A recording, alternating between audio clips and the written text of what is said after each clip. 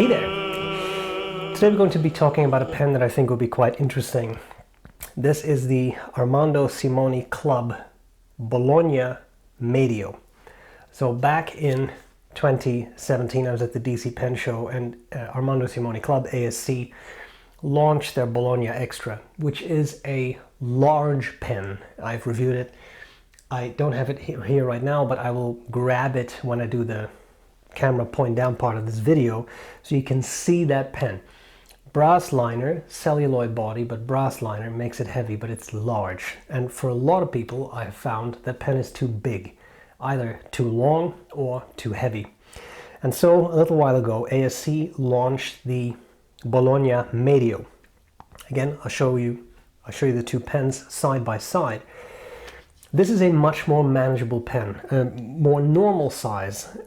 Still has a brass liner, so it still has some weight to it, but I think more manageable for a lot of people. So my main man Murray said, here, borrow this, do a review on it, and that'll be interesting. I will cover the parts of the pen, I'll do a writing sample, and I'll tell you what I like about it and what I don't like about it. Let's get started. Alright, here we go with the ASC Bologna Medio. Now I'm going to zoom out a little bit. Here we have this pen next to a Pilot Metropolitan. I don't have the box, by the way, so you're just going to have to imagine the box. And as I promised, here is the pen next to a Bologna Extra. And as you can see, this pen rolls a little bit, so I'm just going to, oh my god, just going to put them all, let them all rest on their clips, and I'm trying to line up where the caps meet the barrels. And as you can see, the Bologna Extra has a much bigger pen, both in girth and in length. It's really quite a bit bigger than the regular Bologna, the Bologna Medio. A big difference is also that the Bologna Extras have a number 8 nib, whereas the regular Bolognas do not, but both have an ebonite feed, which is quite nice. I'm just going to put this Extra out of the way, and I'll get rid of the Metropolitan, then we can talk a little bit about this pen. So I'll zoom in a bit. There are 60 of the Bologna Medios.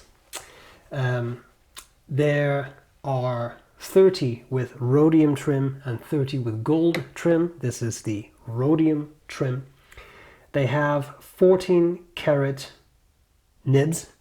A little contradictory. On one side I read there were different grades, and on the other side I read that this is it.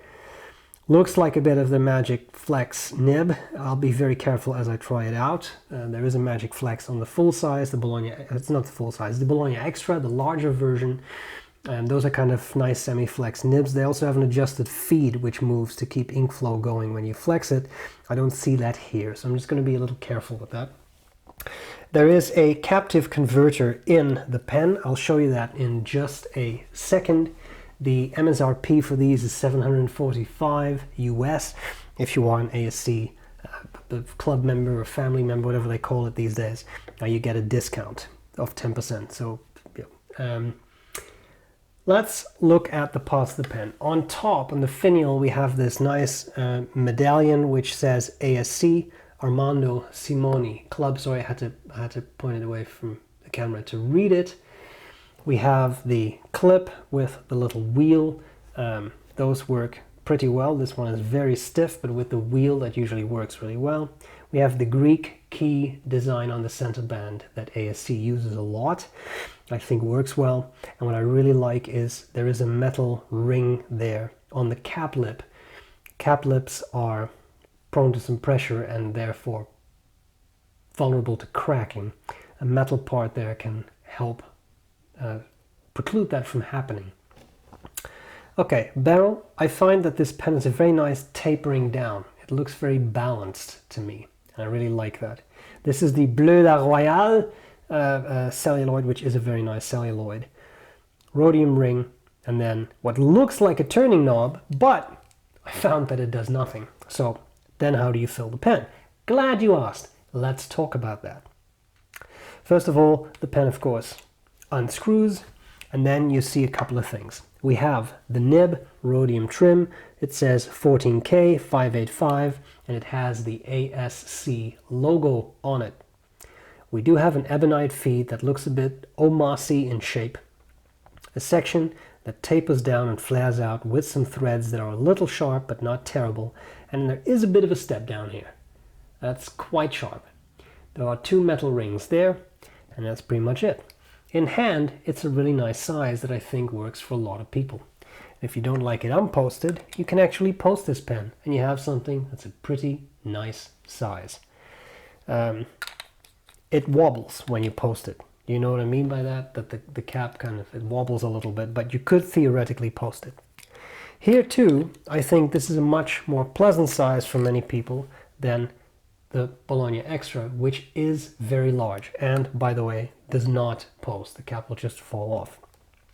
But then you have this really big pen. So, not for everyone, and as a result, I think this is a good compromise in size.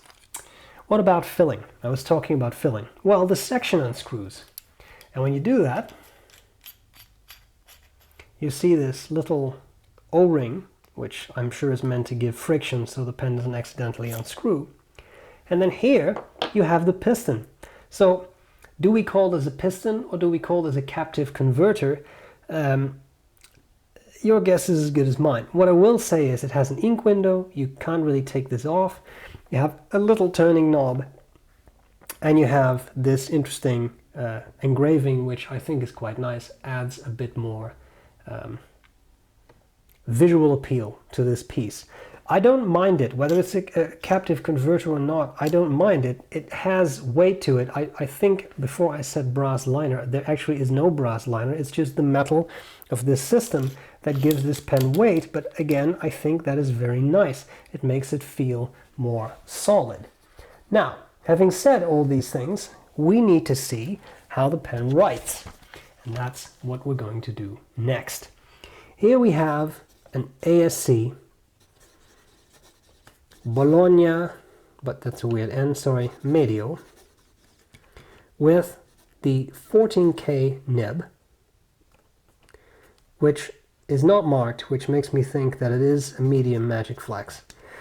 And the ink is Delft-Blau by Ackermann, very nice washable blue, which I thought was not a terrible match for the finish of the pen. Now, I know what you're really interested in. You want to see how it flexes. But we first should assess overall writing. Definitely some feedback as you write, but no scratchiness. It feels like a nib that lets you know that you're writing with a fountain pen. A sensation I really like as I write. But definitely no scratchiness. We also seem to have nice flow. Ebonite feed keeps up very nicely with the ink demand, and as a result you get a nice good writer. This is a fairly dry ink and yet seems to be nicely tuned as a nib and good feed combination. Line variation. Not slowing down, and as you can see it's not my pen, so I want to be a little careful. Definitely Magic Flex, because you can get quite a bit of line variation out of that, and that's really cool. I do really like that. For those of you who enjoy such a thing, that was a lot of ink demand, so that skip wasn't entirely the pen's fault, just a lot of ink being used here. If you like such a thing, reverse writing is possible.